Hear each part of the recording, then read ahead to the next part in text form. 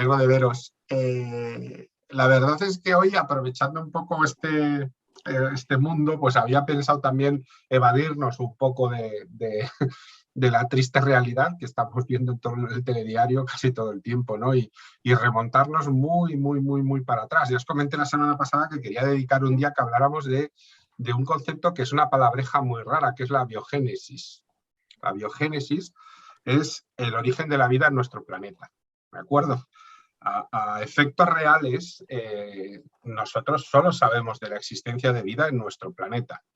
Evidentemente, la única prueba absoluta de que hay vida en el universo es la existencia de vida aquí en nuestro planeta. Y hasta ahora los procesos que habían llevado a cómo se desarrolló la vida en nuestro planeta habían sido siempre muy confusos, pero por primera vez tenemos ya la suficiente capacidad como para entender gran parte de esos procesos. Es decir, la biogénesis ya no es algo tan oscuro como era hace tan solo 10-15 años. Prácticamente desde finales del siglo XX, desde los años 80 o 90, que empezaron a desarrollarse mucho la investigación por radiación de carbono 14 y demás, hemos logrado datar muy bien el origen de la vida, ver un poco los procesos y en qué orden se han producido, y algunos descubrimientos que hoy os comentaré que son realmente sorprendentes. Esto también nos ha permitido, yo creo que os lo he comentado alguna vez, desarrollar una ciencia nueva que es la exobiología. ¿De acuerdo? Es decir, la rama de la biología que investiga la vida en otros planetas.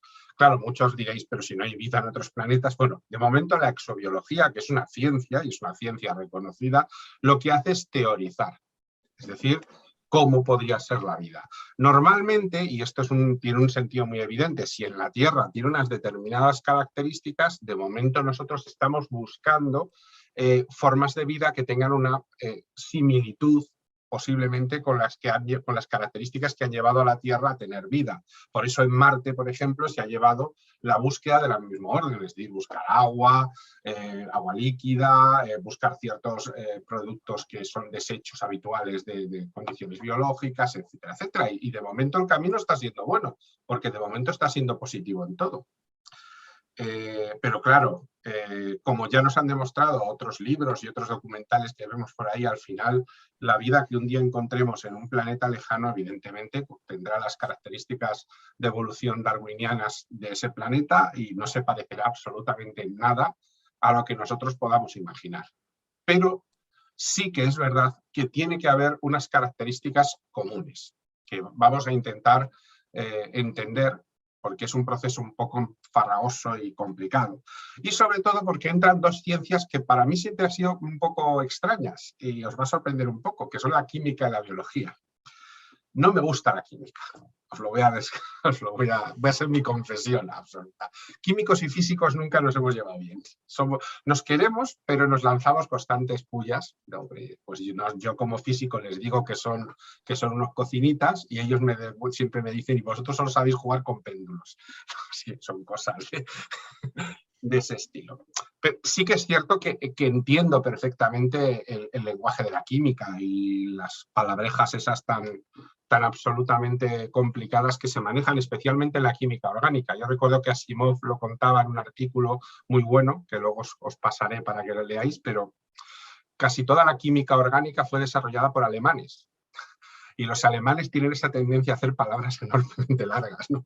Y eso explica el por qué la química orgánica tiene nombres, ¿no? Que dices, pero ¿por qué han puesto un nombre tan difícil, ¿no?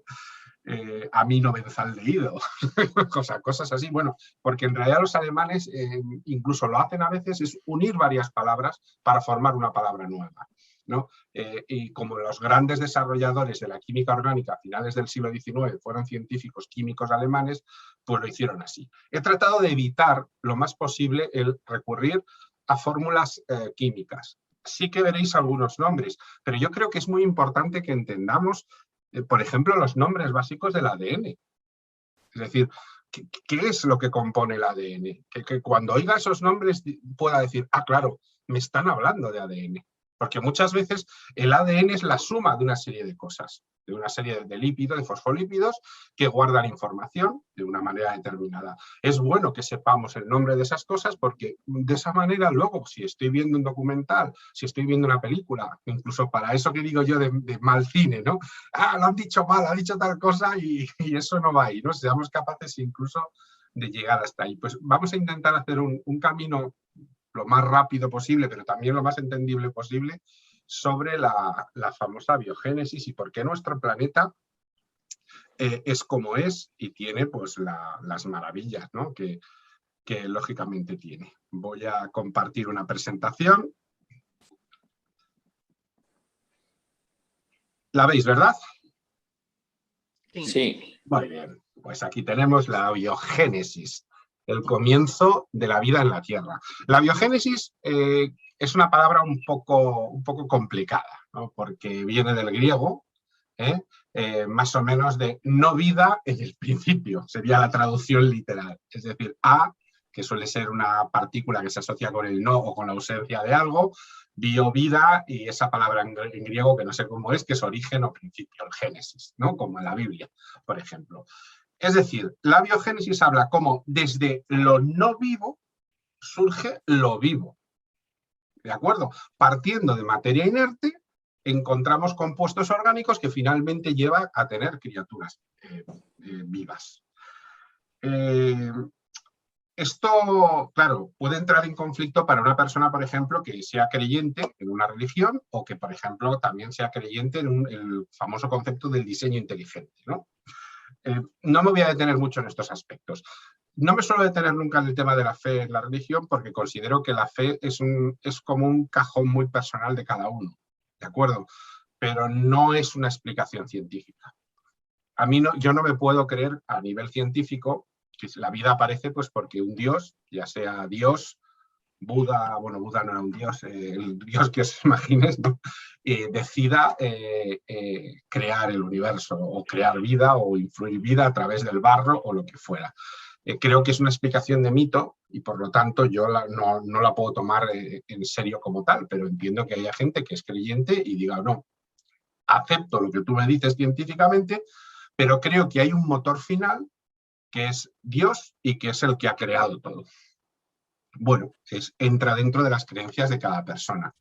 En cuanto al diseño inteligente, bueno, yo siempre he dicho que la vida no me parece un diseño muy inteligente. Creo que os puse el ejemplo hace poco y es evidente, ¿no? Tenemos dos cosas de algo que a veces es innecesario, una de algo que podría ser más útil tener, ¿no? Siempre digo, mejor 4 pulmones que 2, o 2 corazones y un solo riñón, yo qué sé, que fuera más grande, yo qué sé. Bueno, creo que queda muy claro que los diseños que tenemos son puramente de evolución darwiniana y por tanto de adaptación al medio, básicamente. ¿De acuerdo? Es decir, se producen mutaciones, esas mutaciones se mantienen las que son más adaptadas al medio y ese concepto que nos decían en la escuela de que el más fuerte sobrevive no es la explicación correcta. La explicación correcta es el que mejor se adapta es el que sobrevive, ¿no? Y esto un día hablaremos de ello, pero incluso hay casos de selección artificial, ¿no? Nosotros hemos, con plantas y con animales, actuado como agentes externos de evolución y los que son de una determinada manera han sobrevivido. Si no, buscad imágenes de cómo era un plátano en el siglo XIX y lo comparáis a cómo es ahora un plátano. Y no ha habido edición genética, sino simplemente que se ha seleccionado, porque la genética llegó mucho después. El plátano era una especie de espárrago pequeño, el que se pelaba y que lo de dentro era casi incomible. Pero lo hemos transformado en una cosa absolutamente distinta. Pero antes me gustaría que jugáramos un poco. Hoy os propongo un juego de preguntas. Lo he puesto aquí directamente para que no tengáis que coger móvil ni nada, para saber si entendemos realmente lo que es la vida. Porque es que es una cosa muy difícil de definir. ¿Qué diferencia hay? Muchas veces, no sé si lo habréis pensado, a mí se me ha venido a la cabeza alguna vez, una persona que está viva, por ejemplo, en el momento de fallecer a cuando está muerta. Es decir, ¿cuál es la diferencia? ¿Por qué en un momento está viva y en otro momento después está muerta? Simplemente por el hecho de que ha dejado de respirar o su corazón haya dejado de latir. Incluso después de eso, sigue habiendo metabolismo en su cuerpo. Es decir, las fronteras entre lo que es y no es vida no están muy definidas. Es muy complicado. Luego os contaré un ejemplo que comentaba un científico que a mí me gusta mucho y puede ser que nos lo aclare. Pero lo primero vamos a jugar. Mira, una muy sencilla. Yo os he puesto aquí una lista de cosas. Y de esa lista de cosas, ¿cuáles creéis que no son un ser vivo? No sé lo que son las protistas ni las arqueas. Vale, las proteas son bacterias muy arcaicas que no tienen núcleo. Vale, ¿y las protistas? ¿O los protistas? Las protistas. ¿Y las Yo arqueas? creo que son los cristales, ¿no? Los cristales, sí. ¿Y las arqueas qué son? Es un tipo de bacteria también. También. Son muy primitivas, ¿no? Las arqueas son las más primitivas de todas. Pues hombre, está para que digamos que son los cristales, pero nos saldrá con alguna. Seguro que hay el gato encerrado. Cristales seguro. Seguro. Está para que contestemos los virus, creo, ¿no? Que los virus, ¿cómo no van a ser los virus? Y son más listos que el hambre. Sí, pero aquí es cuál o cuáles. Los cristales yo creo que está bastante, que lo tenemos todos más o menos claro. ¿Os acordáis? Yo creo que en los virus y bacterias siempre había como que uno está vivo, otro no, uno es animal, otro no. Lo único los virus, no. Lo único los virus es que no se pueden reproducir, o sea, se tienen que reproducir, digamos, hospedándose en otros, en bacterias y demás. Ahí va yo. ¿Os acordáis Pero de esa definición? yo ahí llego, creo que también serían vivos, fíjate, los virus. Otra cosa es que, digamos, que los clasifiquemos como que no son vivos. Claro, o sea, y además inteligentes. La clasificación, digamos, oficial no son vivos los virus. ¿Damos las respuestas? A ver. Sí. Cuéntanos.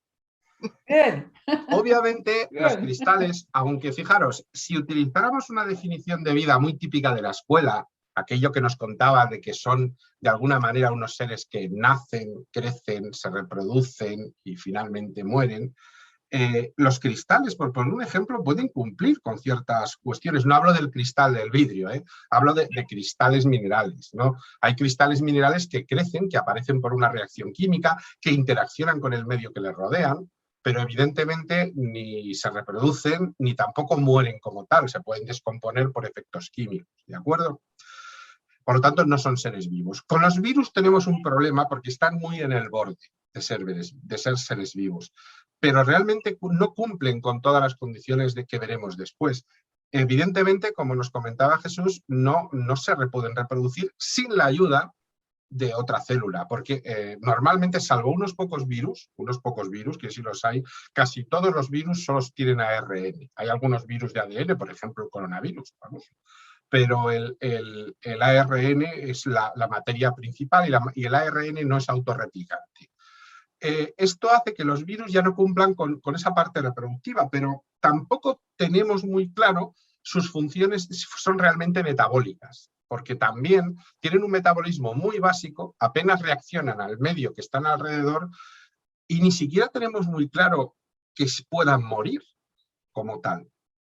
Tenemos casos de virus que permanecen durante años y años inactivos completamente, incluso congelados, ¿no? Y que cuando se les descongela, al no tener membrana celular, vuelven a estar completamente activos y normales.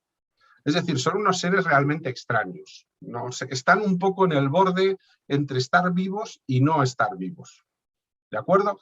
Con lo cual, es difícil de definir. Hoy la ciencia tiende a decir que no son seres vivos como tal, que son una especie de simbiontes con los seres vivos, pero más cercanos a materia inanimada. Después veremos un poco cómo se explica esto. Vamos con otra pregunta. Esta no me convence, ¿Eh? Que esa no me ha convencido, pero bueno. Pues sí, yo había leído algo de eso. Yo también, pero no me convence. O sea, no se reproducen, que necesitan algo para reproducirse, como todo, como el ser humano y como no, todo.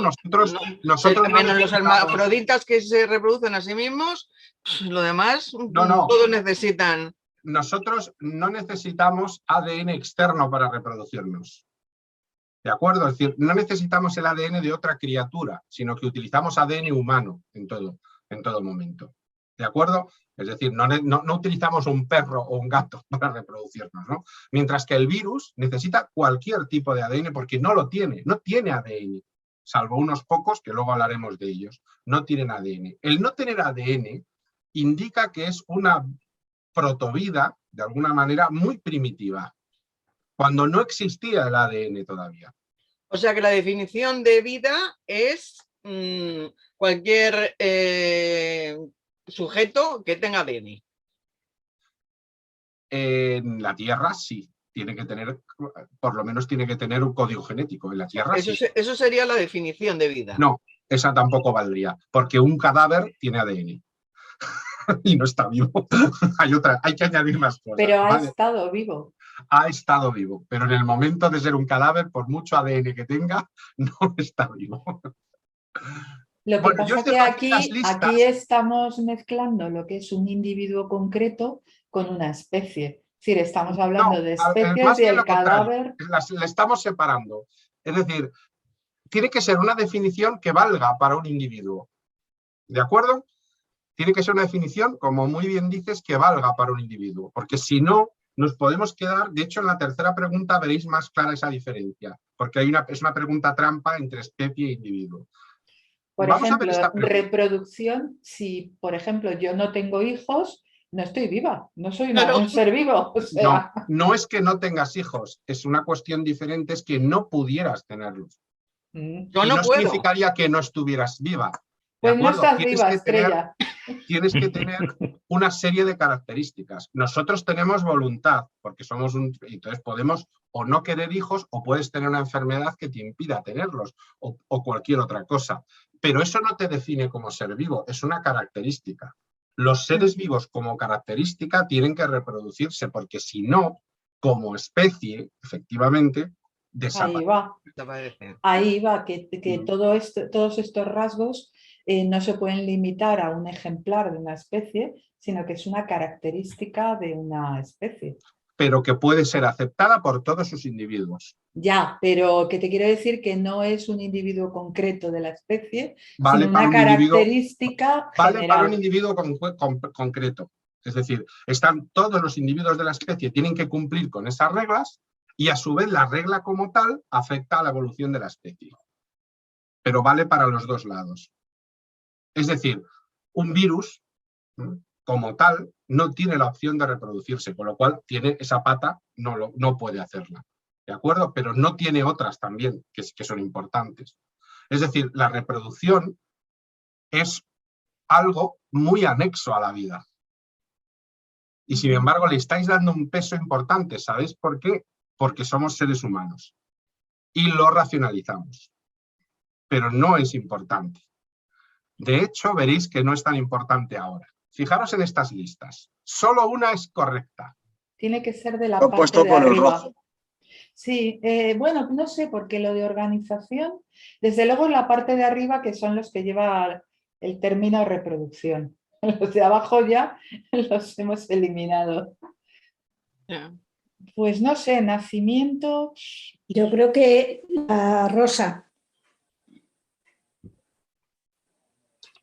La rosa, muy bien. ¿Quién más se anima? A mí casi que me valen todas. Lo único... Que las dos de abajo no pueden ser. La reproducción. Ya que las dos de abajo no pueden ser. Que ya hemos quedado con lo de la reproducción. Qué básico. No. Yo te sigo diciendo que yo simplemente he hablado de que los virus no se reproducen. Y vosotros habéis sacado la consecuencia. Vosotros habéis dicho que es que entonces que la reproducción es algo fundamental para el ser vivo. Yo no he dicho eso. Sí, lo has dicho en un momento determinado. Lo has dicho en un momento determinado. Yo vuelvo a insistir. Mira luego la grabación. Le dais importancia porque la racionalizáis como seres humanos, como especie. Como dices tú, Elena. Pero yo no digo que sea importante para definirme como un aspecto importante de la definición de vida. No me parece que sea importante. A mí me valen todas. Yo creo que la definición que dábamos cuando estábamos estudiando al principio era la roja. Esto de se reproducen y mueren y todo eso. Esa era la clase. Estoy de acuerdo con vosotros. Otra cosa es que a lo mejor no tenga vigencia ahora, pero vamos. Básicamente las cuatro, como dice Estrella, podrían tener bastante lógica. ¿De acuerdo? Técnicamente... técnicamente la que más se aplica ahora es esta. De aquí se ha sacado la reproducción, porque se considera la reproducción como un proceso metabólico también. ¿De acuerdo? Es un proceso que nuestro cuerpo y el cuerpo de un ser vivo, cada uno con sus diferencias. Quien tenga reproducción sexual, quien la tenga asexual, por esporas, o por, yo qué sé, porque se duplica como le sale un brazo a una estrella de mar, cada una, es un proceso metabólico. Entonces, los procesos metabólicos incluyen también la reproducción. Hoy en día, todos los procesos que realiza un organismo, es decir, aquellos procesos de su sistema nervioso, aparato locomotor, aparato digestivo y aparato reproductor, forman parte de la metabolización del propio sujeto. Entonces, ya no se pone la reproducción como algo especial, como dándole una importancia especial. La reproducción es un elemento más que tenemos en la metabolización, que podemos usar o no. ¿De acuerdo? Por eso muchas veces el centrar la discusión de los virus en que la diferencia es que no se pueden reproducir solos, es un error, porque no cumplen con muchas otras características. Por ejemplo, los virus como tal no tenemos claro ni que nazcan ni que mueran. Nacen cuando se reproducen a través de la invasión de otra célula, pero no tenemos muy claro cuándo mueren, salvo que los matemos, destruyéndolos físicamente. ¿De acuerdo? No crecen, ni tienen un desarrollo metabólico importante y, sobre todo, no interactúan. Y esta es una parte fundamental en la definición de un ser vivo. Un ser vivo interactúa. Hoy en día no utilizamos la palabra nacimiento porque con algunos seres vivos no se produce un nacimiento. El nacimiento, si os dais cuenta, está referido mucho a la reproducción, sobre todo del mamífero. Es decir, de un ser vivo que nace dentro de su madre biológica, etcétera, etcétera. Tema, por ejemplo, la reproducción ovípara, nacimiento, ya no tiene como mucho sentido hablar de nacimiento, ¿no? Aparte que puede estar vivo y de hecho están vivos antes del nacimiento. Claro, efectivamente. Pero, por ejemplo, una planta que se reproduzca por esporas o una colonia de bacterias, lo hablaríamos más como organización, ¿verdad? Como una reproducción asexual que se empiezan a organizar, se dividen mediante un proceso de osmosis y se van reproduciendo. Entonces, lo que nos gusta decir es organización, crecimiento, metabolización, interacción y finalmente muerte. Esos son los 5 procesos que definen la existencia de la vida. Siempre.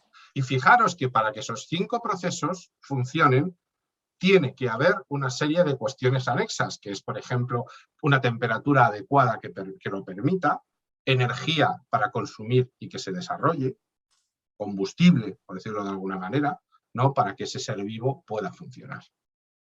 Vamos con la última pregunta, la más rara de todas. Los científicos dicen que la vida se puede definir como la capacidad de administrar los recursos internos de un ser físico de forma adaptada a los cambios producidos en su medio. La pregunta que dejo, ¿hay relación entre los actos del ser vivo y los cambios que se producen en el medio? Voy a explicarlo un poco mejor porque la pregunta es muy oscura. La pregunta dice, de alguna manera, que tu existencia como ser vivo depende mucho del medio en el que estés. Evidentemente no es lo mismo cómo tiene que ser un pez para vivir en el agua o una persona pues, para vivir en tierra. Pero los actos y la vida y la existencia de esa persona influyen en el medio en el que está. El pez influye en ese agua en el que está, la persona influye en el medio que le rodea, etcétera, etcétera. El pez no sé, pero la persona está claro. ¿Pero reacciona el medio o reacciona el ser vivo? Porque yo he entendido que reaccionaba el medio. Hay relación. O sea, ¿tú crees que hay una relación entre esos cambios que se produzcan en el medio y los actos del ser vivo? Claro. Claro. Más que demostrado. Vamos, ¿cómo eran influyen. Los pajaritos estos de Darwin, ¿no? Que se veía claramente que con la migración los que se habían diferenciado por adaptarse a un medio diferente y eran islas relativamente próximas, ¿no? Pero en este caso el cambio solo se produce en un lado, ¿verdad? En los propios pájaros. No, pero igual si hay, depende de qué ser vivo. Si tú tienes una presión excesiva de un grupo de animales sobre un medio, el medio cambia, obviamente. Claro. Yo creo, vamos, yo en fin, no sé el trasfondo de la situación, pero por ejemplo, en el caso utilizando el ser humano, estamos cambiando toda la biosfera, con lo cual, digamos, hay una reacción, digamos, que nosotros hacia afuera y el medio hacia adentro, porque si el medio se queda sin oxígeno, porque hay mucho dióxido de carbono, pues entonces no podemos respirar. O sea que yo creo que el medio sí, hay una reacción, digamos, entre ambos. En los dos sentidos. En los dos sentidos, ¿no? Entiendo que podría ser así. Estoy casi de acuerdo con vosotros. Lo único que yo aquí he hecho una trampa. He hecho una trampa para que lo reflexionáis un poco y veréis cómo lo habéis razonado muy bien. En todo momento habéis utilizado el plural. Y yo, sin embargo, he utilizado el singular. Es decir, el ser vivo, un ser vivo como tal, realmente solo tiene respuestas accidentales ante el medio. Otra cosa es la presión del grupo del que forma parte ese ser vivo, como muy bien habéis explicado. Eso está muy bien claro, muy claro. Si el ser humano se extiende con miles de millones de individuos, pues provocando una contaminación brutal, está influyendo en el medio, que a su vez sigue influyendo en el mismo. Pero no lo hace el individuo como tal. Es decir, ese proceso se debe al número, no se debe a la individualidad, no se debe a un único ser vivo. ¿De acuerdo? Era un poco por volver a lo que decíamos atrás, diferenciar la especie como tal del ser vivo. Porque si no, podemos cometer el error de pensar, por ejemplo, que un ser humano es destructivo, porque sí, porque la masa grande de ser humanos contamina. Y evidentemente no es así. ¿De acuerdo? Es el número. De hecho, lo que comentaba, creo que lo ha dicho Elena, de cuando se produce una especie que tiene una presión muy importante sobre el medio ambiente, si no hay tecnología o un desarrollo importante, un apoyo importante, no es que el medio cambie, es que la especie desaparece. La especie desaparece. Y lo hemos vivido. 5 extinciones masivas. ¿Qué fue de los dinosaurios, por ejemplo? Que llevaban 250 millones de años dominando el planeta. La especie más exitosa que ha existido ya en toda la historia del planeta. Y borrados de un plumazo porque no se adaptaban a esta nueva situación. Y la naturaleza actuó contra ellos brutalmente, evidentemente. Ojo, no estoy dándole a la naturaleza una inteligencia, ni la estoy, sino para que veamos un poco cómo nosotros, ¿por qué somos capaces de seguir contaminando y aún así, bueno, al final terminaremos pagando los platos de lo que estamos haciendo, ¿no? Pero la tecnología nos está, de momento, ayudando, ¿de acuerdo? Pero como individualmente nosotros no influimos en el medio sí influye en nosotros. Yo creo que sí. Influimos, claro, mínimamente, pero aportamos nuestro granito de arena a la destrucción. No aportamos nada ni destructivo ni no destructivo. Lo único que aportamos es, como siempre, entropía. ¿Quién es el que manda? Ahí está. Jesús tiene el libro recién leído. Bueno, vamos. Creo que voy ya por la segunda vez que lo leo. Entonces, claro, ¿qué aportamos? La entropía. Nosotros, pues generamos, evidentemente, por el metabolismo, generamos entropía, es lo único. Pero la entropía no es destructiva ni no destructiva. La entropía es quien manda en el universo. Y el universo nos dice, paga el impuesto. Paga el impuesto porque si quieres vivir, si quieres respirar, si quieres que tu cuerpo funcione, si quieres moverte, te cobro un impuesto, que te lo cobro en energía. ¿Cómo consigo esa energía? Comiendo, respirando, o si soy una planta porque me da la luz del sol. Sí, pero el ser destructivo o la masa destructiva yo no le veo relación con la entropía. O sea, la persona... No, si lo has dicho tú, nadie lo ve. Claro, pues claro estoy no, por supuesto que no. Claro, es que me habéis metido en la entropía cuando digo que el ser humano, un ser que también es destructivo, es que también afecta al medio. ¿Pero por qué le llamas destructivo si lo único que aporta es entropía? En una escala mucho más pequeña que toda la especie, claro, pero...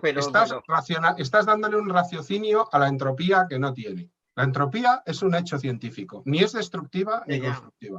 Pero que yo no estoy hablando de entropía. Es entropía, no es destrucción, es entropía.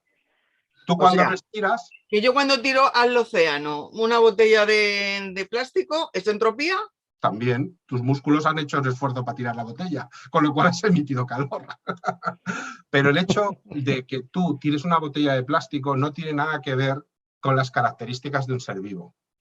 Es decir, no hay ningún proceso de lo que vimos anteriormente, te lo voy a mostrar, no hay ningún proceso de todo esto que vimos aquí ahora que ponga a tirar botellas de plástico al mar. Es decir, no tiene que ver ni con la organización, ni con tu crecimiento, ni con tu metabolización, ni con interacción, ni con la muerte.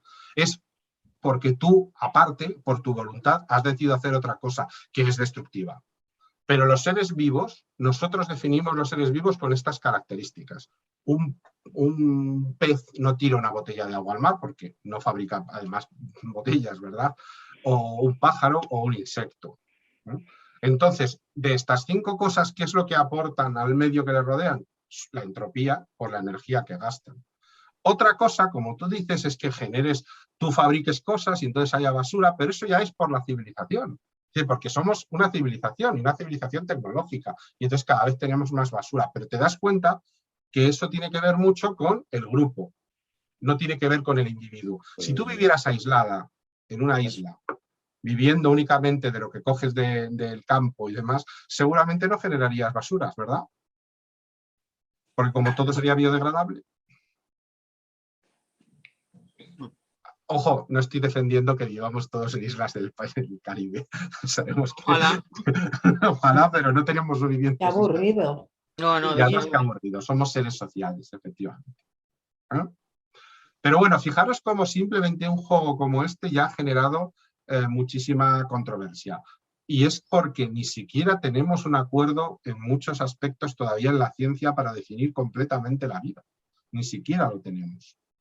Por ejemplo, lo que os comentaba al principio de cuándo un cuerpo está vivo o está muerto. En ese momento, esa frontera entre esta persona estaba viva y de repente ha fallecido, no se puede medir únicamente porque haya dejado de latir su corazón o su cerebro ya no esté funcionando. Porque hay procesos metabólicos que continúan después también. Con lo cual, ¿cuándo es así? Es complicado, es muy difícil lo que se propone aquí. Lo que sí sabemos con seguridad es que la vida empezó en algún momento entre hace 4.400 millones de años, que es cuando el vapor de agua se condensó y la temperatura bajó lo suficiente, hasta unos 3.770 millones de años. En ese marco temporal es donde aparecen los primeros registros de vida que hemos podido encontrar en la Tierra. ¿De acuerdo? ¿Y cómo lo hemos sabido? Bueno, perdón, antes de nada, siempre me gusta hacer un poco de contexto histórico. No penséis que esta idea de explicar desde cosas inertes el origen de la vida es algo nuevo. Los griegos se lo plantearon un montón, pero un montón. Los presocráticos, por ejemplo, decían que todos los seres salían de lo que ellos llamaban el arjé. No sé cómo se pronuncia bien, yo sí me pongo arjé porque no sé cómo se pronuncia. El arjé para ellos era como el origen de todas las cosas, lo que es el Big Bang para nosotros, ¿no? La creación del mundo real. Anaximandro pensaba que todo había surgido del mar y que después surgió del mar la vida a la tierra. Andaba muy desencaminado, la verdad. Empédocles escribió que los seres vivos no tenían un origen sobrenatural. Lucrecio, que ya es un filósofo es un filósofo de época romana, y si no es así me lo corregís, porque yo tengo un poco de lío con... Creo que es romano, Sí. Escribía que todos los organismos surgen de Gea, de la Tierra, sin necesidad de intervención divina, y ojo a esto, que solo los organismos más aptos sobreviven para tener descendencia. ¡Alá! 2000 años antes de Darwin. 2000 años antes de Darwin.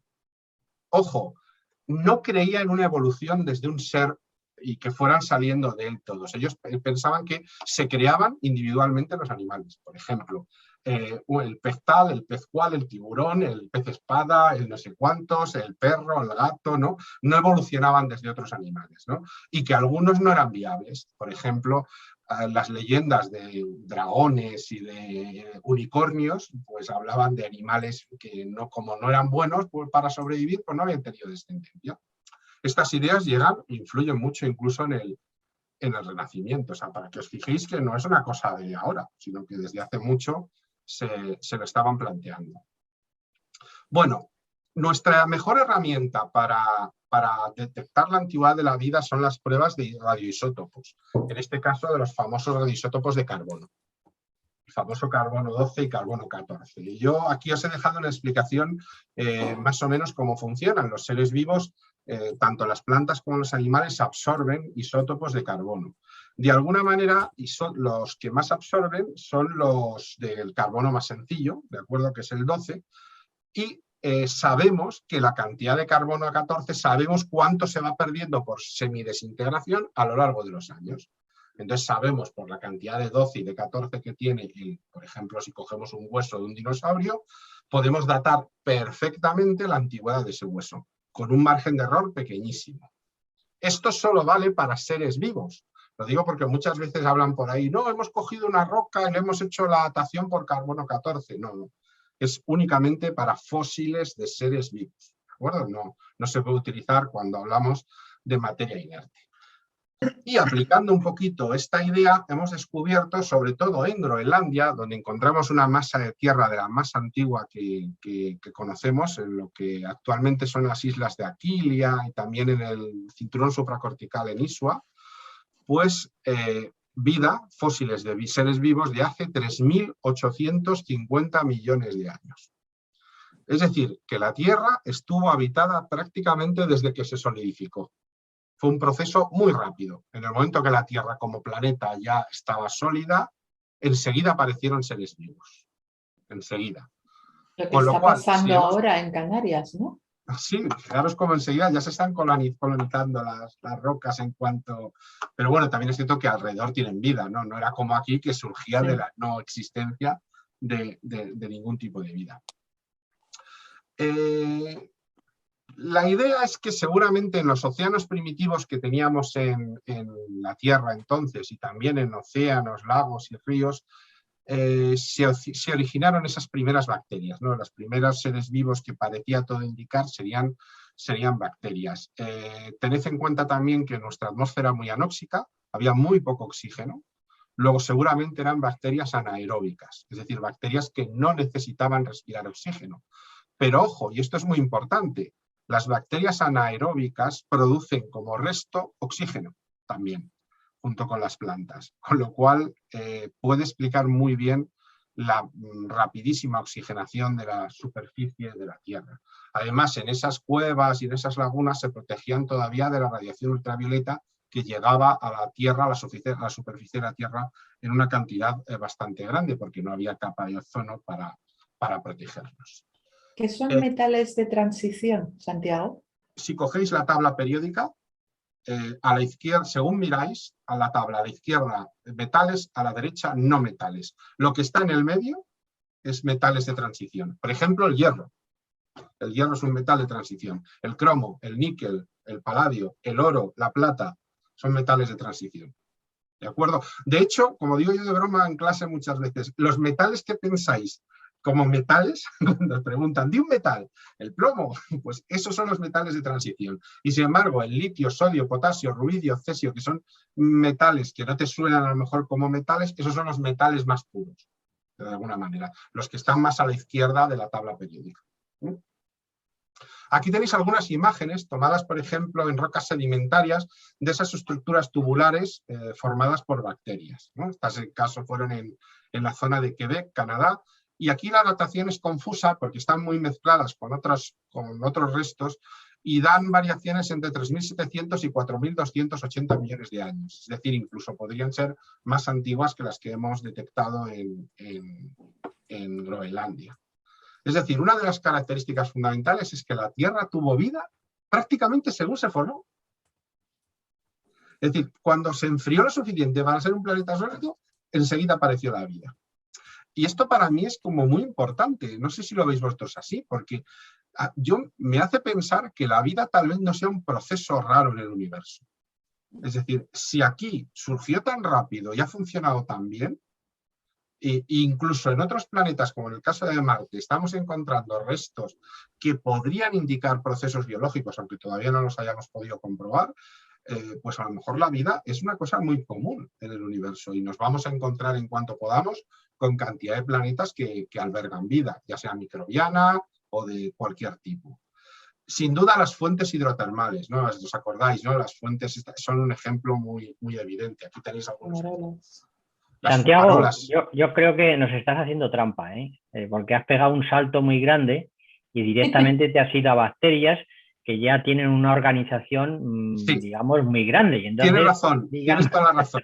Luego voy a volver para atrás. Y además tienes toda la razón. No, tienes toda la razón, porque me alegro además que alguien lo haya visto, porque luego veréis cómo voy a hacer una pregunta y una de la pregunta dice, aquí falta algo, ¿no? Estoy dando un poco la primera explicación, ¿no? Entonces, aquí se explica que esas bacterias, de alguna manera, necesitaban protegerse de la luz ultravioleta que llegaba con mucha fuerza a la superficie, pero necesitaba calor y energía, es decir, comida, de alguna manera. En estas aguas, ¿no? Se produce, digamos que había cantidad de calor y energía y además muchos restos minerales que podían aprovechar. De hecho, en un experimento muy conocido, el experimento de Stanley Miller, que realizó en un laboratorio, consiguió bases nitrogenadas de adenina y guanina, que son componentes de los ácidos nucleicos, simplemente realizando una mezcla de elementos y dándole una descarga eléctrica. Es decir, hizo como una laguna de los que había en esa época, en una matriz de un laboratorio, la calentó, le pegó una descarga eléctrica, que pudo ser un rayo, por ejemplo, cayendo, y enseguida se sintetizaron adenina y guanina, y además, cuando bajó la temperatura, aparecieron restos de citosina y uracilo, que son los otros dos componentes de los ácidos nucleicos. Esto también dijo que probablemente las fumarolas no podían ser el único sitio donde se estaba formando vida, porque había demasiado calor para que se formara la citosina y el uracilo, que necesitan una temperatura muy baja. Vamos a intentar resumir lo que hemos visto hasta ahora. ¿Vale? A ver si nos podemos aclarar. Primero, surgen unas moléculas que se autorreplican utilizando energía en fumarolas volcánicas y en lagos superficiales. De alguna manera esas moléculas dan lugar a las primeras bacterias que interaccionan con el medio. Después van a aparecer unos lípidos, grasa, porque un lípido es grasa, que solo se pueden sintetizar a nivel de superficie con temperaturas más bajas, ¿de acuerdo? E incluso con impactos de meteoros, porque hay que aportar materiales que en ese momento no existían en la Tierra. Y finalmente vamos a ver que gracias a mezclar todo esto aparecen bacterias con ADN en la superficie de los mares recién creados. Pero claro, como muy bien ha dicho Jesús, aquí hay muchos agujeros. Esta es una explicación, como digo, pero vamos a ver, primero, ¿cómo pasamos de la molécula a la bacteria? ¿No? O sea, esa sería la primera pregunta, ¿no? ¿Y cómo pasamos de una bacteria sin ADN y sin núcleo a una bacteria moderna con ADN y con núcleo? Bueno, pues se hicieron varias hipótesis. La primera fue la hipótesis de Eigen, de Manfred Eigen, del Instituto Max Planck, que es un alemán, ¿no? Que mediante un experimento que tenéis aquí consiguió sintetizar una enzima prácticamente igual que la ARN. Dijo que cuando se obtenían gases, que eran gases muy típicos y muy presentes en los medios de los océanos entonces de la Tierra, simplemente con una cierta temperatura y descarga se producían pequeñas moléculas orgánicas. ¿Qué significaba esto? Las moléculas orgánicas almacenaban la información de cómo es esa molécula. Entonces, imagínate, si yo consigo una molécula que se copia a sí misma más rápido que el resto, gracias a ese código que lleva, esa molécula es más exitosa. Y las otras irán desapareciendo y se va a imponer la que tiene un sistema de copia que funciona mejor. De momento no es un ser vivo, simplemente es una molécula autorreplicante, que tenemos cantidad de ellas, las fabricamos y las usamos artificialmente, no es nada raro. Pero ahí empieza la evolución darwiniana. Perdón. Incluso consiguieron obtener ribocimas, que es una forma de enzima del ARN, que esto fue un paso bastante importante. Cogiendo esta idea, se desarrolló lo que se llamó el mundo de ARN. Lo que dijeron es que al principio no había ADN, sino que solo había ARN. Ya sabéis la diferencia, ARN, ácido ribonucleico. El ácido ribonucleico almacena información básica. ¿De acuerdo? No es tan potente como el desoxirribonucleico. El desoxirribonucleico es como una biblioteca y además se autorreplica fenomenal. Pero el ARN tiene una ventaja. Fijaros, el ARN es solo una hélice. solo uno. Mientras que el DNA son 2. Y para romper y duplicarse necesita la presencia, de acuerdo, de una proteína. Si esa proteína no actúa, no se rompen los enlaces de la hélice y no se puede duplicar. Sin embargo, cuando hablamos de una sola hélice, no necesita esa proteína y se replica con mucha más facilidad, pero necesita la presencia de otro código de ARN. Entonces, inmediatamente se dieron cuenta nuestros científicos de que ya existía un ser vivo que hacía eso. ¿Quiénes? ¿Quiénes no tienen ADN pero se replican con cualquier cosa? Los virus. Los virus.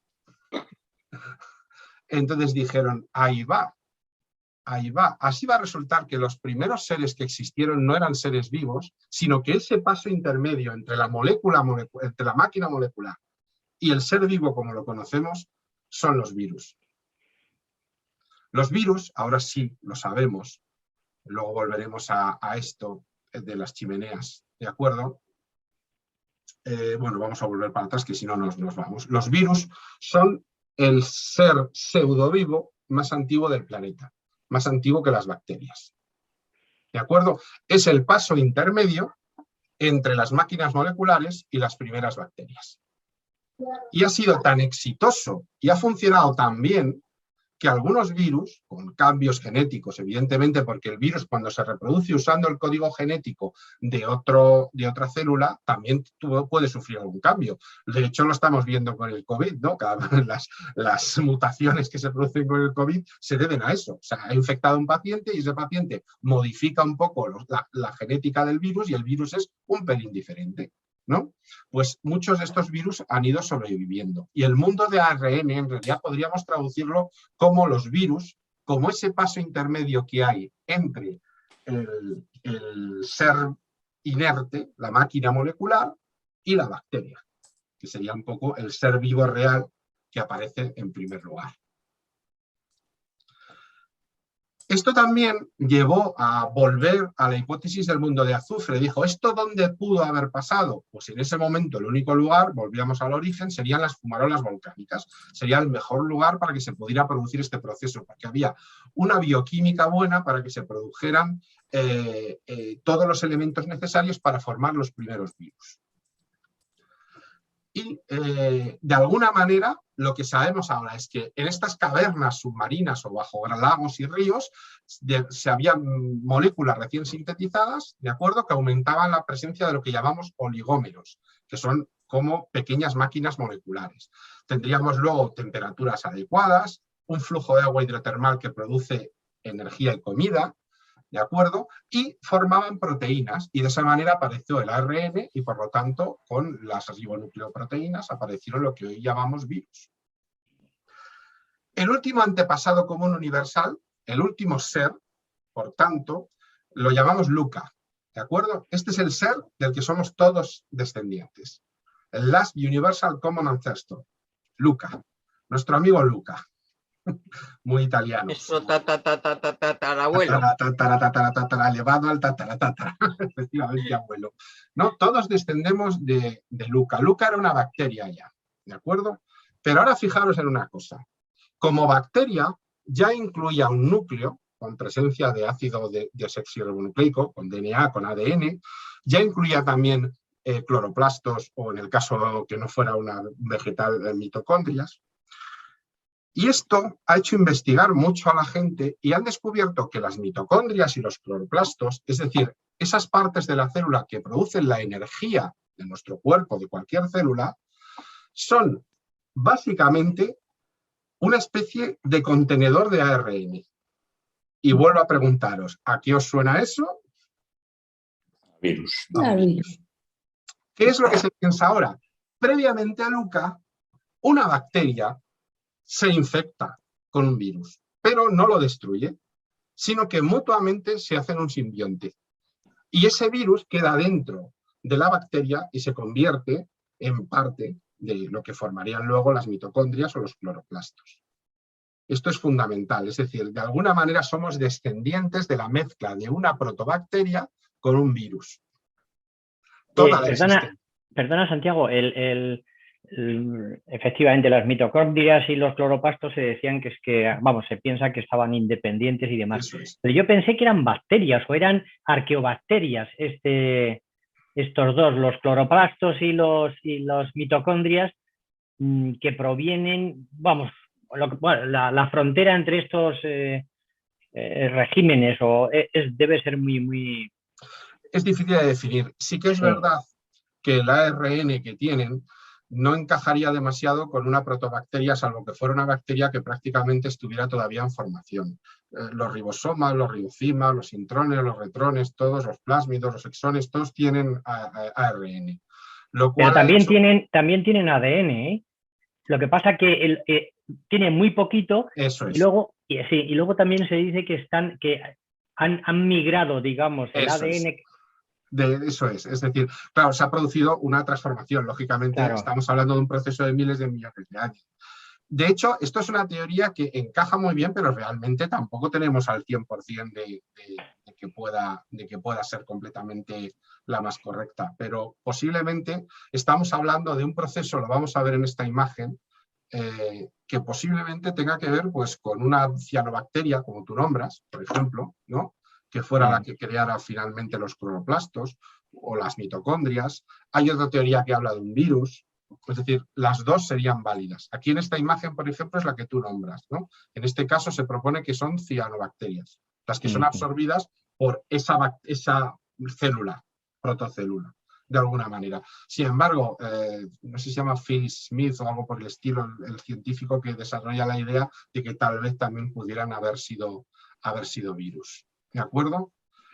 Voy a ver para que veáis un poco la imagen entre procariota y eucariota, ¿no? Ese salto que se produce. Procariota son las bacterias y las arqueas. Es decir, las arqueas son bacterias sin núcleo que existían antiguamente al principio de la existencia de la vida. Y protista, de alguna manera, es de donde salen todas las células con núcleo.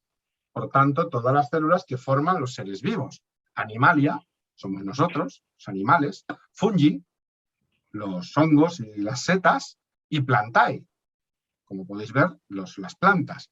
Pero fijaros cómo de aquí surgen con la unión de una bacteria y una arquea. Yo añadiría ahí una tercera línea que sería la presencia, porque yo estoy muy convencido de ello y no soy biólogo, pero muchos biólogos lo dicen, de que los virus también han tenido que ver bastante con esto.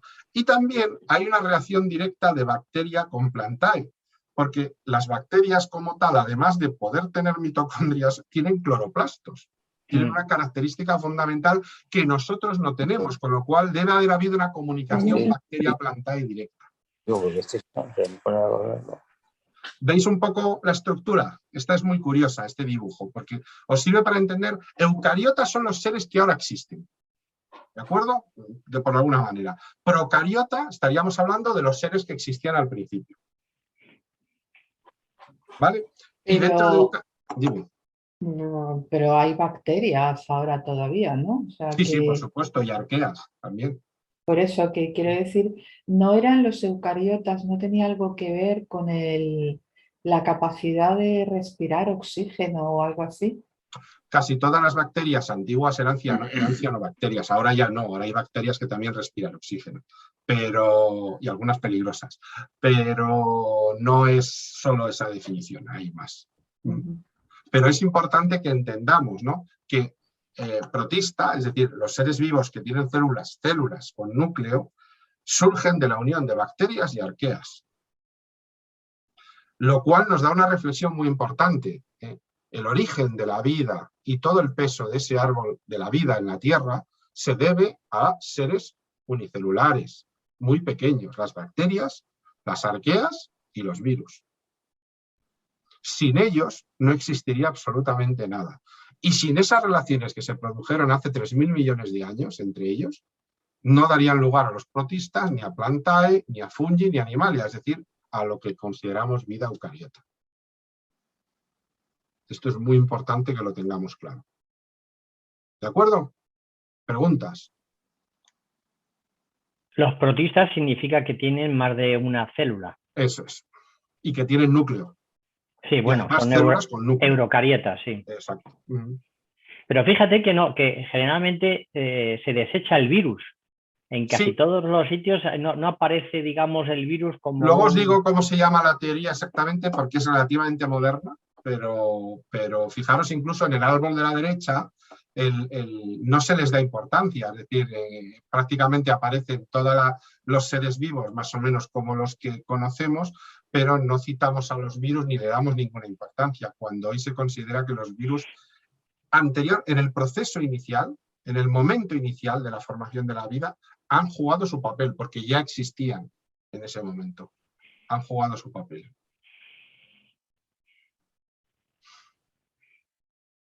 Más preguntas, si no vuelvo para atrás. Uy, que estoy avanzando, perdón. Yo aquí quisiera hacer una reflexión sobre la España de los años 60, de cómo vivimos, digamos, sumidos en la más absoluta ignorancia, porque ya en aquel momento ya estaba esta mujer, la mujer de Carl Sagan, Lynn Margulis, ya estaba, digamos, peleando por sacar adelante lo de los simbiontes y demás. Teniendo simbiontes. Y aquí, en cambio, estábamos, vamos, yo no sé, bueno, habría, digamos, científicos que estaban al tanto de todo esto, ¿no?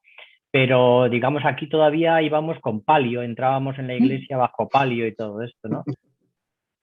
Es el daño... Entraba Franco. Claro, bueno, eso sí, pero el daño, digamos, que hacen estas personas, digamos, que quieren dominar por completo la forma de pensar del resto de sus compatriotas. Y yo creo que tiene mucho que ver con el hecho de que finalmente la ciencia es capaz de entender un proceso en el cual desde lo inerte surge la vida, con lo cual deja muy poco espacio para la religión en ese aspecto también. Claro. Que digo que, sabéis, una de las últimas noticias que he visto es que en las bibliotecas públicas americanas resulta que van a hacer responsables a los bibliotecarios si los niños han accedido a libros que pueden ser peligrosos para ellos. Por ejemplo, todos los temas estos de la evolución en ciertos estados, etc. Me parece espantoso, pero espantoso. Sí, espantoso. Es espantoso. Os he dejado aquí también, un poco en relación con lo que hablaba con Estrella al principio, una parte que también es importante que entendamos, que es la parte relacionada con la entropía, con la termodinámica propia de la obtención de energía de cualquier sistema vivo en el planeta Tierra. Esto, que se llama el ciclo de Krebs, básicamente es cómo obtenemos energía de alguna manera. Muy simplificado, hay otros procesos. Pero todo lo que aparece en este ciclo es lo que nos permite estar vivos por nuestro proceso metabólico. Si falla cualquiera de lo que falla aquí, tenemos una enfermedad muy grave. Y si falla más de una cosa, probablemente nos morimos, sobre todo algunas de las cuestiones. El hecho de que podamos interactuar, movernos, pensar, ver, oler, gustar, desplazarnos, se debe a que tenemos este ciclo que nos permite obtener energía a partir de una serie de cosas, ¿no? Como son las proteínas, los lípidos y los polisacáridos, que son absolutamente imprescindibles, ¿de acuerdo? Incluso los ácidos grasos y la glicerina forman parte de ese proceso y son necesarios, aunque en mucha cantidad sabemos que son malos, ¿verdad? El caso del colesterol, necesitamos cierta cantidad de colesterol, pero no podemos tener mucha. El colesterol es lo que forma las paredes celulares. Entonces necesitamos cierto grado de colesterol, pero no podemos tener en exceso. Pero básicamente esto es lo que es el ciclo que nos permite, combinado con el aire, obtener la suficiente energía y como subproducto expulsar CO2, que lo expulsamos por la respiración. Entonces, esta es la parte del metabolismo, la parte que no habíamos hablado tampoco, la parte de la energía y por lo tanto de la entropía. Por mi propia existencia, aumento la entropía del universo. Evidentemente. Porque estoy consumiendo y produciendo, por tanto, energía y calor. En este sentido, nosotros lo que hacemos es que nos beneficiamos del oxígeno que en este sistema generan las plantas. O sea, bueno, durante el día. Sí, aunque realmente, y ahora ibais ahí también, y esto es una cosa que Estrella le sonará porque lo hablaba el otro día, No son tanto las plantas como las bacterias que oxigenan y las algas, desde las diatomeas, es decir, realmente son las que producen la mayor parte del oxígeno que existe en el planeta. En el famoso documental de One Strange Rock, One Strange Rock, efectivamente, yo creo que el primer capítulo a mí me parece muy espectacular porque lo explica muy bien y te vuela completamente las ideas preconcebidas que tienes, ¿no? El Amazonas, por poner un ejemplo, no solo no aporta oxígeno al planeta, sino que básicamente es lo comido por lo servido. Es decir, absorbe el mismo oxígeno que produce, ya que tiene tal variedad de vida que no le da, de alguna manera, esa posibilidad. Sin embargo, hay un río, y no hablo únicamente del propio río Amazonas, sino de un río que vuela, en este caso que arrastra componentes, ¿no?, que se producen con un ciclo, ¿de acuerdo?, muy curioso, que viene aquí explicado, que he intentado explicaros un poco. Voy a intentar, es un texto un poco largo, voy a intentar leerlo e irlo explicando, porque es bastante largo, pero es que no he conseguido encontrar una manera de resumirlo. Actualmente en la superficie de los mares se encuentra flotando gran cantidad de materia orgánica. Básicamente, microorganismos, cianobacterias y diatomeas, virus y muchas cadenas de ARN y ADN libres, y muchos otros compuestos orgánicos. Todo este conjunto de microorganismos y moléculas absorben parte de la luz que llega del Sol y la convierten en calor, que es transmitido al agua. De solo haber agua en el mar, en su superficie absorbería nada más que la luz infrarroja, porque el agua solo absorbe de manera fuerte la luz infrarroja. Entonces no se calentaría lo suficiente y no se evaporaría. Pero la existencia de dichos microorganismos y moléculas orgánicas permite no solo absorber en el infrarrojo, sino también en visible y en ultravioleta. Entonces, la vida quita una restricción, quita la restricción de solo absorber en infrarrojo. Eso da lugar a mucha más absorción de luz y disipación en un rango mucho más amplio y el sol mucho más intenso. Entonces, el agua se evapora, esto genera nubes que viajan y llueven sobre tierra firme. En tierra firme, este agua arrastran minerales que finalmente llegan hasta el mar, que alimentan a las plantas y los microorganismos que vivían, que citaba al principio, y se ha producido un ciclo completo.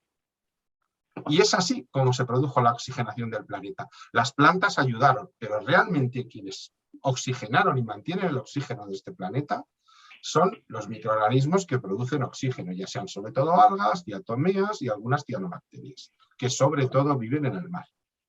¿Cómo se llamaban en aquel documental? Se llamaba, es el capítulo número 1, que es Aliento, de One Strange Rock. No, pero vimos, no sé si ya qué año fue, un documental solo que era el ciclo del agua que viajaba por encima del Amazonas. Sí, es ese. Pero hablaba de las diatomeas, cómo empezaba en el desierto y llegaba hasta... Sí, es ese. ¿Qué documental es ese? Que no recuerdo ahora cómo se llamaban, que eran verdaderamente los que generaban el oxígeno. Las diatomeas. Sí, diatomeas. No eran las diatomeas, ¿no? Pues fíjate, yo estaba confundido porque yo pensé que estos microorganismos eran los que habían iniciado, digamos, la conquista del oxígeno, digamos, de la atmósfera. Y pensé que, digamos, una vez que se puso en marcha este mecanismo, eran, digamos, las masas forestales las que generaban el oxígeno. No, porque las masas forestales también necesitan oxígeno, también respiran las plantas. Con lo cual, incluso cuando no hay luz, no producen nada de oxígeno por fotosíntesis y siguen respirando. Con lo cual, un bosque es cierto que consume CO2 y por lo tanto es bueno, pero el aporte de oxígeno no es tan bueno como el de una cianobacteria, que no necesita el oxígeno absolutamente y lo expulsa como resto permanentemente, con una diatomea. Es un error muy típico, lo pensamos mucho, pero en realidad las grandes masas forestales se suelen autoabastecer, no suelen aportar al medio mucho más que su propia supervivencia. Eso de que son un pulmón de la tierra y tal. Sí, queda un poco... El pulmón es el mar. El pulmón es el mar, por eso es tan importante cuidar el mar y por eso lo que estamos haciendo con los plásticos que citabas, Estrella y demás, es especialmente dañino para el planeta, porque ahí sí que estamos destruyendo el planeta. evidentemente, como especie, porque el planeta puede llegar a perder. Es cierto que a muchas cianobacterias les da igual lo que les eche, se lo comen todo, pero hombre, hay ciertos límites, evidentemente, ¿no? Los plásticos, por ejemplo, o los hidrocarburos son elementos muy, muy importantes en eso. Voy a intentar ahora hacer un resumen y he puesto en rojo las partes que hemos añadido a la reflexión inicial.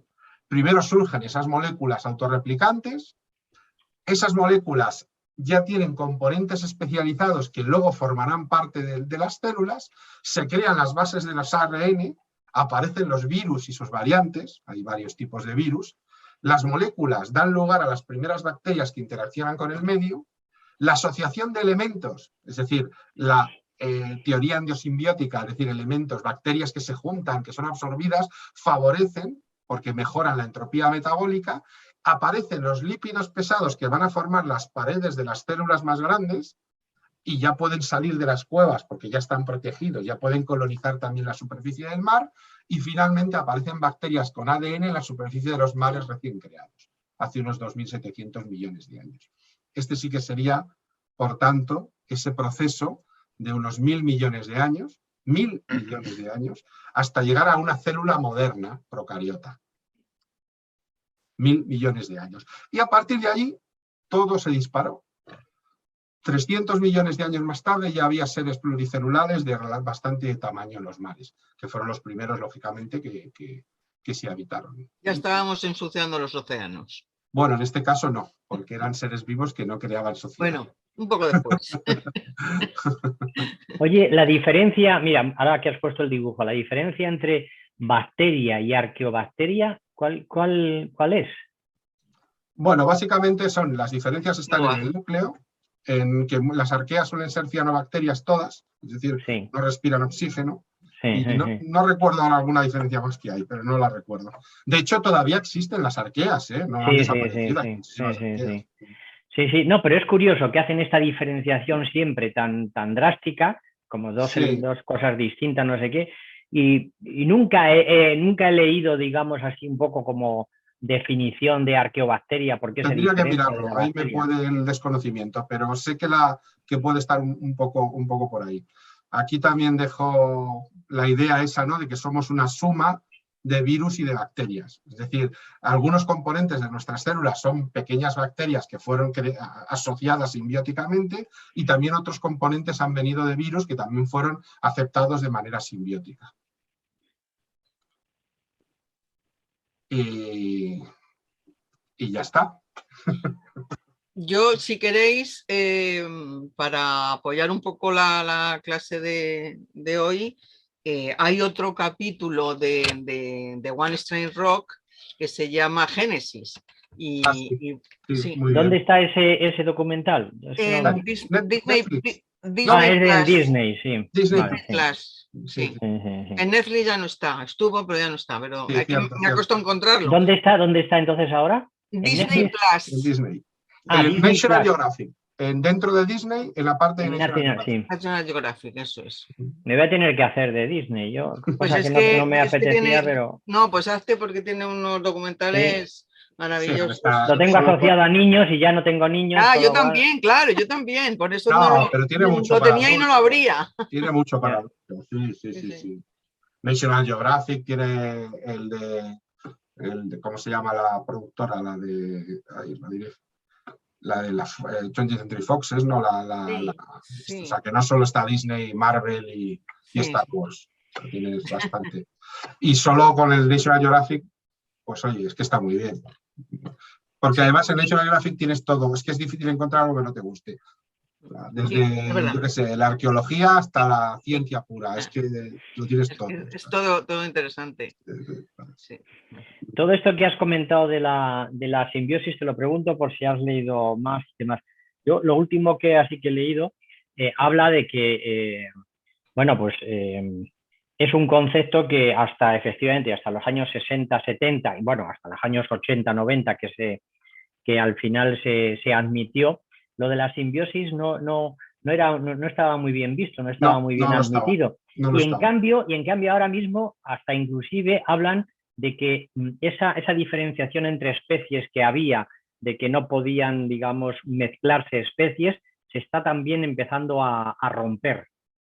Y admiten, mediante la simbiosis, admiten, digamos, que, bueno, pues que hay un verdadero mundo o submundo, digamos, por ahí pululando continuamente, que está interrelacionando unos con otros y que al final, digamos, todos estos esquemas que tenemos establecidos de cómo son las especies y demás, que se está un poco viniendo abajo, ¿no? Que se está un poco desmoronando, como diciendo, no es así.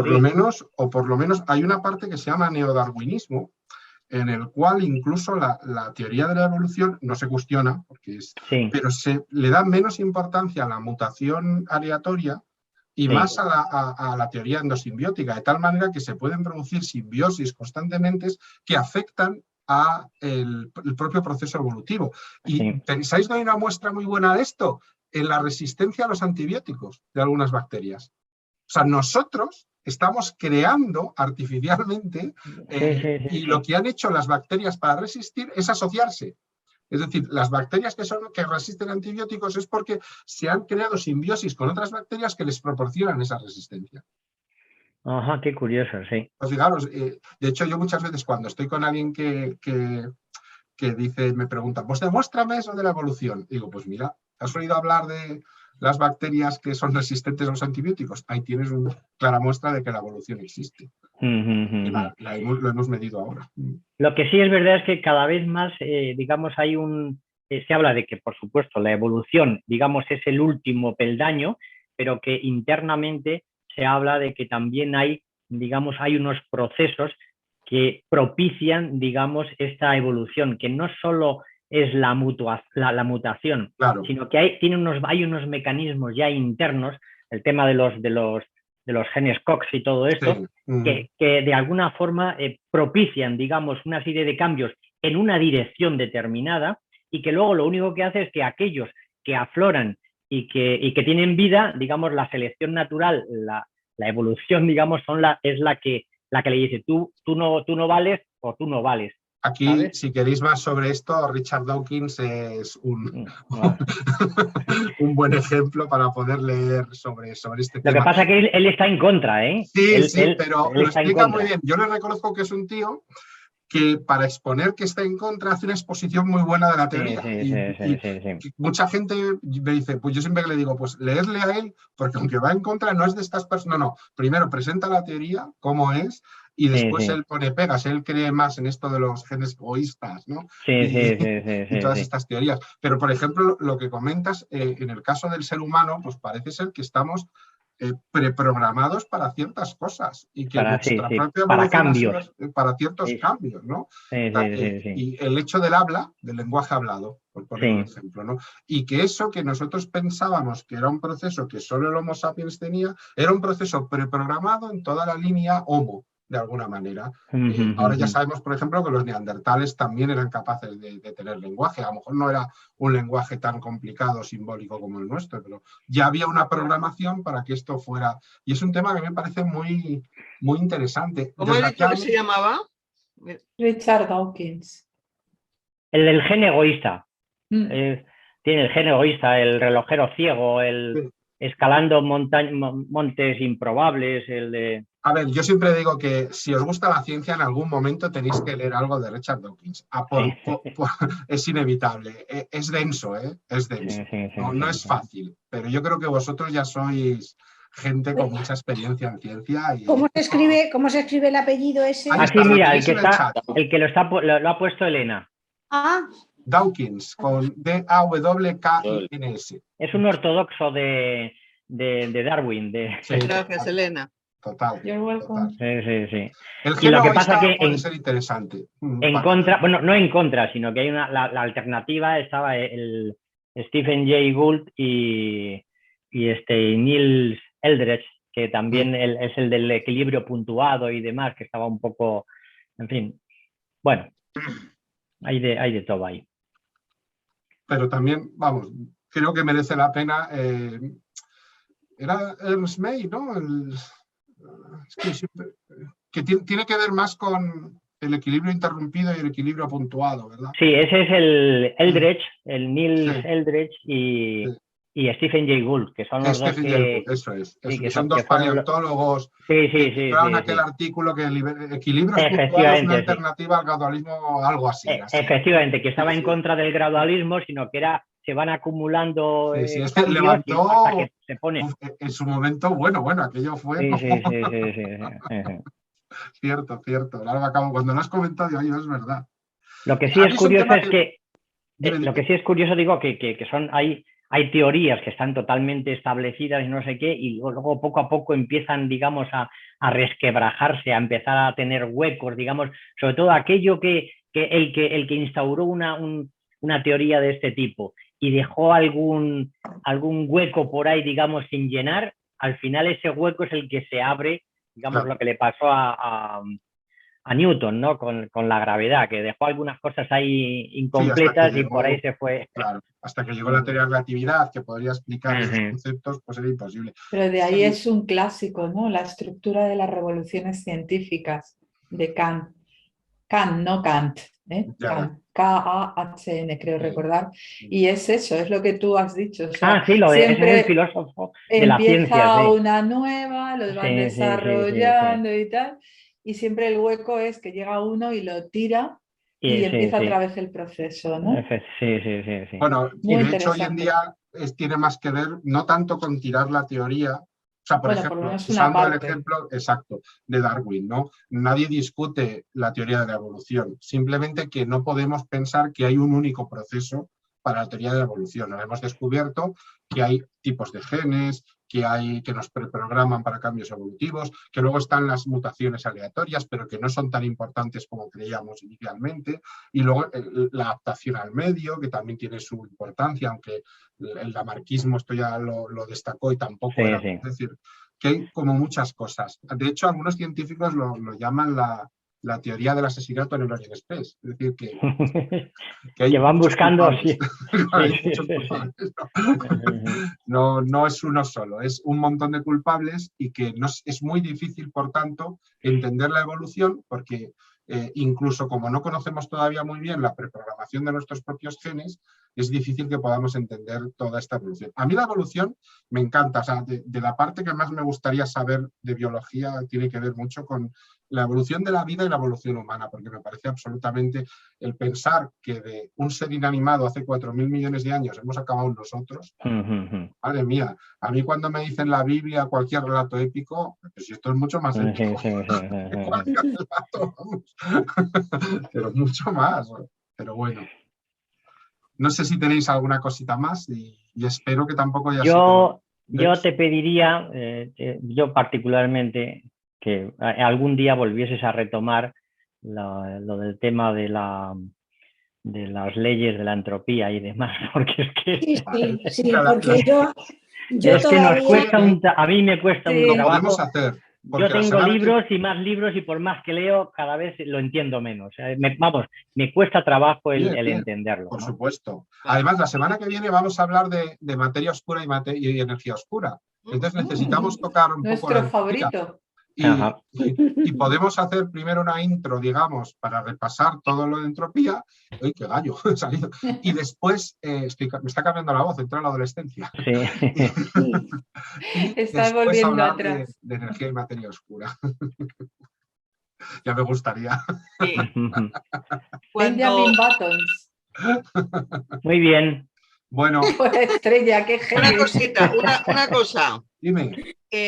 Para cuando te venga bien, cuando te cuadre, me gustaría que nos hablaras, que nos ampliaras un poco el tema del espacio Hilbert. Vale. ¿Qué es eso? El espacio Hilbert es un espacio abstracto donde existen o pudieran existir infinitas dimensiones. Pero me gustaría... ¿Teoría de cuerdas? ¿Eh? ¿Tipo teoría de cuerdas? No, es un espacio abstracto. Entonces me gustaría... Bueno, es una generación del Euclidio, ¿eh? ¿Dónde creas que es tan abstracto? O sea, es una generación del espacio Euclidio. Lo que pasa es que verlo sin ecuaciones va a ser difícil, pero bueno, vale. De hecho, hay una transformada si puedes, si se puede. Sí. Ir repasando las bases ortonormales. No, nuestra forma de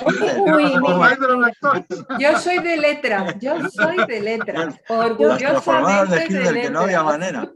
Pues, yo de mixtas. Pues yo voy peor, mucho peor que el resto. Vale, de esa no hacemos examen, esa no entra al examen. ¿Qué cosas? Mira, llega a ser hoy que he llegado a casa, justo que me habéis visto lo que he tardado en encontrar el link y abrir el ordenador. Me ponéis una cosa de esas, me abro las venas. O sea, me abro las venas directamente, renuncio. No, es un tema interesante, Sí. Lo que pasa que esto lo dejo como reflexión, pero y tiene que ver con ese documental que os dije del mundo de las matemáticas, que por favor, si tenéis la oportunidad, no dejéis de verlo. ¿Cuál era? ¿Dónde estaba? Es el mundo de las matemáticas. Se me había ahora. Bueno, luego os envío un mensaje por WhatsApp, lo pongo en el grupo de WhatsApp. Es un documental estupendo y lo presenta, por cierto, una matemática que encima es guapísima, la mujer. Oye, sé que es muy frívolo decirlo, lo siento, pero. Es atractivo para vosotros. Un poco machista. Pero bueno. Sí, pero bueno, perdonadme. Pero a ver, si hay un tío macizo, pues también la alegría a los ojos, claro. Pues también está bien. Prestamos más atención también. Sí, somos seres humanos. De Gilbert, y comenta una reflexión que es muy interesante, es si las matemáticas existen realmente o las creamos nosotros. Ya. Sí. Y es una reflexión que os puede parecer, es interesantísima, ¿eh? Es una reflexión interesantísima. Si las matemáticas existen realmente o las estamos creando nosotros. Fijaros lo que dice, porque es y tiene que ver mucho con todo eso. Pero bueno, lo veremos, Estrella, por supuesto que sí. Bueno, pues buen fin de. Buen fin de buena semana y seguimos en contacto. ¿De acuerdo? Vale. De acuerdo. Adiós. Adiós. Adiós.